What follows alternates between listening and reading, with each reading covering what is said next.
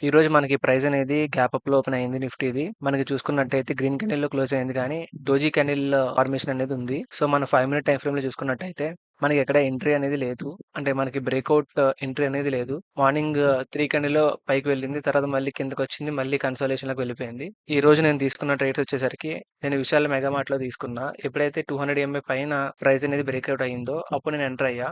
మనకి ఆర్ఎస్ఐ చూసుకున్నట్టయితే 76 ఉంది. సో, ఇంత కన్సాలిడేట్ అయింది కాబట్టి మనకి మార్కెట్ అనేది సపోర్ట్ చేయట్లే. చూసుకున్నట్టయితే ఆ టైంకి మార్కెట్ అనేది కన్సాలిడేషన్‌లోనే ఉంది. సో, నేను అయినా తీసుకున్నా అనమాట. చూసుకున్నట్టయితే నాకు 1:1 అబోవ్ వచ్చింది. నేను ఈ క్యాండిల్‌లో ఎగ్జిట్ అయిపోయా. ఎందుకంటే మార్కెట్ అనేది ఎండ్‌కొచ్చేసింది. నేను కరెక్ట్‌గా 3:15కి ఎగ్జిట్ అయిపోయా. కరెక్ట్‌గా ఈ ఈ బ్లూ ఈ బ్లూ కలర్ యారో దగ్గర నేను ఎంటర్ అయ్యా. కరెక్ట్‌గా ఈ రెడ్ కలర్ యారో దగ్గర నేను ఎగ్జిట్ అయిపోయా.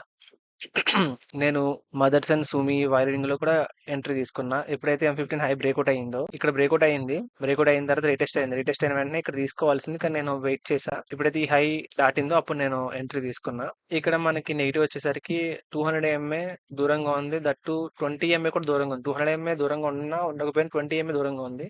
సో, ఇక్కడ మన ఎస్ఎల్ అనేది హిట్ అయింది.